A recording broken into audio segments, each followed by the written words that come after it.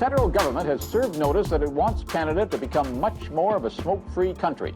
From now on, smoking will be banned in all federal government offices and agencies.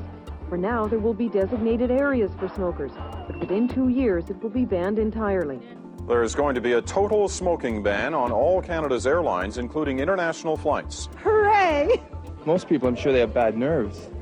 Like, you have to settle down on a plane. I think a cigarette is necessary to smokers. A great step toward reinforcing the concept that tobacco use is no longer socially acceptable as an activity among Canadians. The rules about smoking in Canada sure have changed over the years, and they're about to change even more. Health Canada is rolling out these new label warnings on individual cigarettes. That's going to start in August. First country in the world to try this in-your-face strategy to reduce smoking. Tobacco use kills an estimated 48,000 Canadians every year, but will these new warning labels make a difference? Let's break it down with two experts in the field. Jeffrey Fong is a professor of psychology at Waterloo University's Public Health Sciences Department. And Dr. Peter Selby is a clinician scientist at the Centre for Addiction and Mental Health. Welcome to both of you. Thank you. Good to be with you.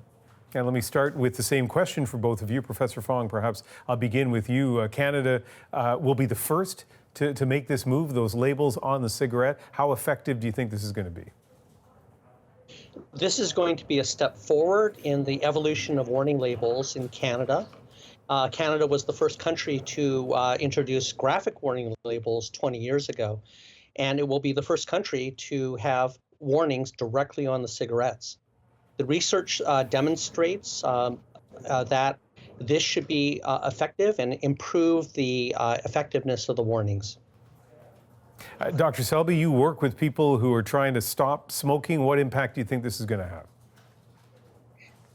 Well, we know that when people get a message to quit smoking, either personal or otherwise, they do make the effort to come in and try to quit. So something new like this will sort of reignite that message, will get them to contemplate.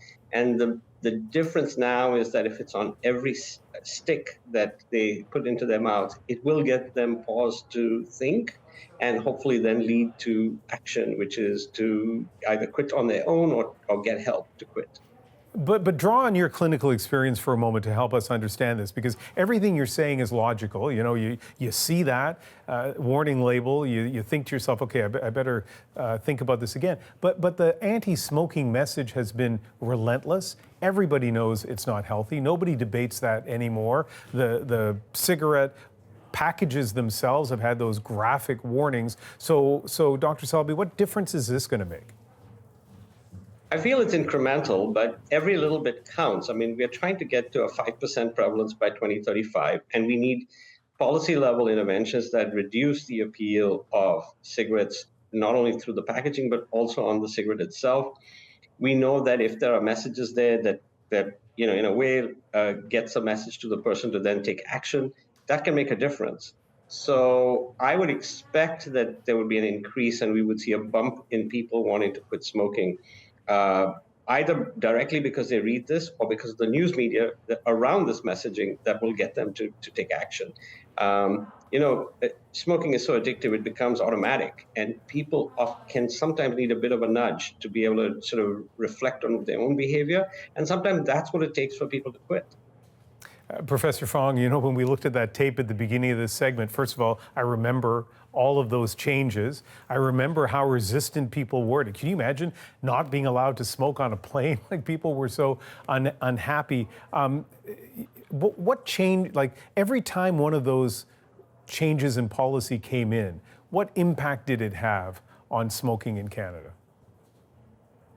Well, Canada's smoking prevalence has gone down tremendously over the years, and it's accelerated during the period starting about the late 1990s when tobacco control policies were starting to really come into play in Canada.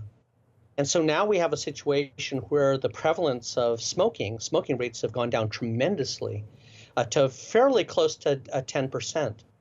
And as Dr. Selby said, the goal is to half that to less than 5% by 2035. And this, among other kinds of policies, is a good step forward in this. I should also say that warning labels are really, really effective. In our national studies throughout Canada that we've been doing for about 20 years, there are like 73% of smokers, 2.9 million smokers, say that the warning labels help them increase their awareness of health risks. And 57%, or 2.3 million, say that warning labels make it more likely that they'll quit. So there's a huge amount of support and also effectiveness of the current warning labels. And this will be an incremental step above and beyond what has already been implemented here in Canada to help with that part of the total tobacco control package in Canada. Dr. Selby, we have just about 30 seconds left, but I do want to ask this.